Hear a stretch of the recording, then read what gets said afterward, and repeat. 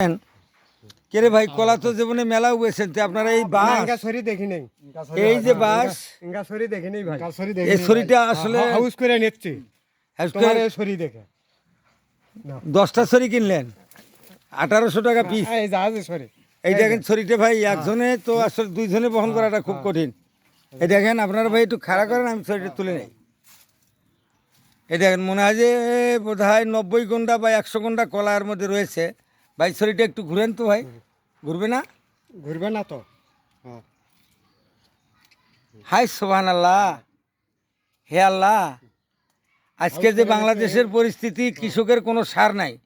যে কৃষক যোগায় মানুষের অন্ন, বা যে কৃষক মাঠে ঘাম ফেলে দিয়ে চোখের পানি ফেলে দিয়ে আপনাদের কাছে সুন্দর ফসল তৈরি করে, আর সেই কৃষক সারের ডিলারের কাছে গেলে কয় 1300 টাকা 2600, 1350 টাকা গভর্নমেন্টের 2700 টাকা বেচা হচ্ছে।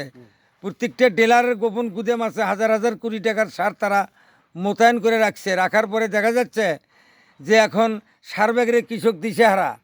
এ ব্যাপারে বাংলাদেশের দৃষ্টি আকর্ষণ যারা বাংলাদেশ শাসন করেন তাদের কাছে আমরা কৃষক হিসেবে অনুরোধ করবো, জোর দাবি জানাই যে প্রত্যেকটা দোকানদার, প্রত্যেকটা ডিলারকে আসে সরজমিনে গোপনভাবে ওর গোয়েন্দা অফিস ধরে যদি পেটন দিয়া 20-50 লাখ টাকা জরিমানা করা যেত, তাহলে ওরা কৃষকের সরবরাহটা ওরা ঠিক রাখতো। তো এই ভাইরা যাচ্ছে। আপনারা কয়টা ছড়ি কিনছেন এখানে? সরি এখানে 4টা কিনছি। 4টে কিনছেন কত করে, 2000 না 2200? 2200 করে কিনছি। 2200 টাকা ছড়ি কিনছেন। ভাই আপনি যে ওজনে ঘাড়ত নিয়েছেন, ছড়িটার ওজন কত দাদা একটু বলেন তো? আলু 2 মণ হবে। 2 মণ ওজন হবে। এটা এখানে আপনারা নিজেই শোনেন।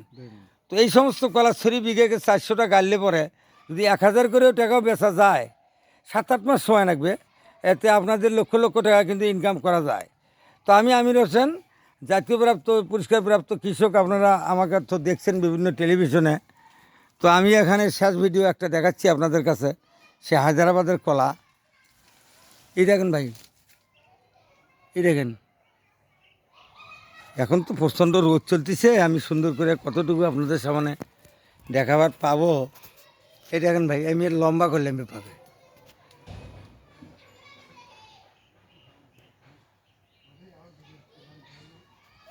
এই দেখেন